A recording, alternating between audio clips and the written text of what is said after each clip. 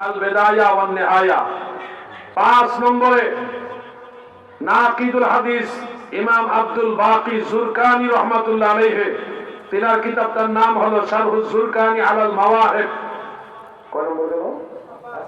6 নম্বরে শারিহুল বুখারী ইমাম শিহাবউদ্দিন কাসতালানী রহমাতুল্লাহ আলাইহি, তিনার দুইটা কিতাবের মধ্যে আছে।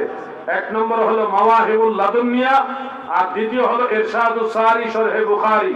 এই দুইটা কিতাবের মধ্যে তিনি এটা উল্লেখ করেছেন। কয় নম্বর?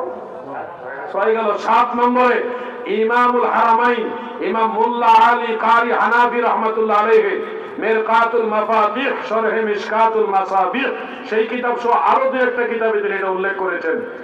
এরপরে 8 নম্বরে আরব আজবের সর্বস্তরের মান্যবর একজন মুহাদ্দিস, নাকিদ পর্যায়ের মুহাদ্দিস ইমাম আল্লামা আব্দুল হাই লাখনবী রাহমাতুল্লাহ আলাইহি, তিনার কিতাবটার নাম হলো আসারুল মারফুআ বি আখবারিল মাওদুআ। 9 নম্বরে হুজ্জাতুল ইসলাম ইমাম আবু হামিদ গাজ্জালি রাহমাতুল্লাহ আলাইহি, তিনার কিতাবটার নাম হলো ইহয়া উলুমুদ্দিন, একেবারে প্রসিদ্ধ কিতাব।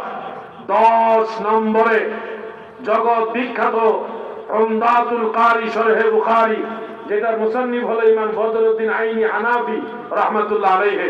এই 10টা কিতাব আমি বলে দিলাম, আরো আছে। 10টা বলে দিলাম, আরো আছে। সেখানে মুহাদ্দিসিনে কেরাম সবাই রাসূল পাকের সকল হাদিস, মেরাজ সংক্রান্ত সকল হাদিস গবেষণা করে তাহকিক করে তিনারা বলেছেন ইন্নাল ইসরা ফি লাইলাতিন 27 মিন রজব, নিশ্চয়ই রাসূল পাকের ইসরা মেরাজ শরীফ হলো রজব মাসের 27 তারিখ। ওয়া হুয়াল আকওয়া, এটাই হলো শক্তিশালী মত।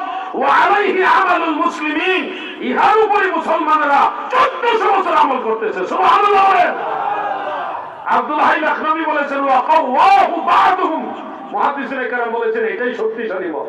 তাহলে 27 রজব নবীজির মেরাজ, এই কথা যারা মানবে না, হয় তারা এই দলিল জানে না, আর না হয় তারা আমল নষ্ট করতে চায়। আমি 10টা কিতাবের 11টা কিতাবের নাম বলছি 10 জন ইমামের নামে। এই 11টা কিতাবের যে কোনো একটা কিতাব আমার কাছে নিয়ে আসেন, আমি খুলে দেখাই দিব আপনাকে ইনশাআল্লাহ। আর যদি বলেন আজকে না, আমার সুবিধা মতো, ঠিক আছে, আপনার যেদিন সুবিধা আমি ওই দিনই আপনাকে আপনার বাড়িতে গিয়ে আমি দেখাবো। কিন্তু শর্ত একটা, আপনি সবে মেরাজে নামাজ রোজা করতে হইব। দলিল দেখাইতে পারলে করতে হইব, না দেখাইতে পারলে আমরা করতাম না। শেষ। দেখাইতে পারলে আপনি করা লাগবে। এই হলো 27 রজব নবীজির মেরাজের দলিল। এখন নামাজ যে পড়তে হবে, দিনে রোজা রাখতে হবে, এটার দলিল কি? এটার দলিল আছে অনেকগুলো। আমি একটা হাদিস শরীফ 2টা কিতাব থেকে আপনাদের শোনাই। 1 নম্বর হলো শুআবুল ঈমান লিল বাইহাকি, আরেকটা হলো ফাদাইলুল আওকাত লিল বাইহাকি। এগুলি বেশি দিন আগের কিতাব না, প্রায় 1100 বছরের কাছাকাছি, এত আগের কিতাব। সেই 2টা কিতাবে হাসান সনদে হাদিস কেরাম উল্লেখ এইভাবে।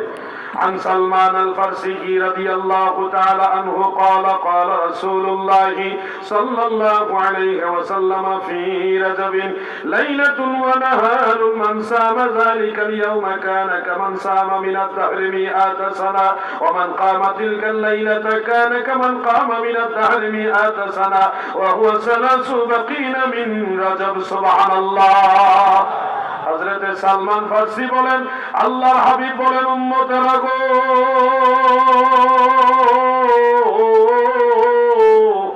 রজব মাসে এমন একটা দিন এবং একটা রাত আছে, মান সামা যালিকাল ইয়াউমা, যারা ওই দিনে একটা রোজা রাখবে, ওমান কামা তিলকাল লাইলা, এবং ওই এক রাতে যারা নফল নামাজ পড়বে, নফল বন্দেগী করবে, আল্লাহর রাসূল বলেন এক নামাজে, এক রাতের নামাজে আর এক রোজায় 100 বছর নফল নামাজ, 100 বছর নফল রোজার সমান সওয়াব হয়ে যাবে। এটা হলো রজব মাস 3 দিন বাকি থাকতে দিন। রজব মাস নরমালি যদি আপনি 30 দিন ধরেন,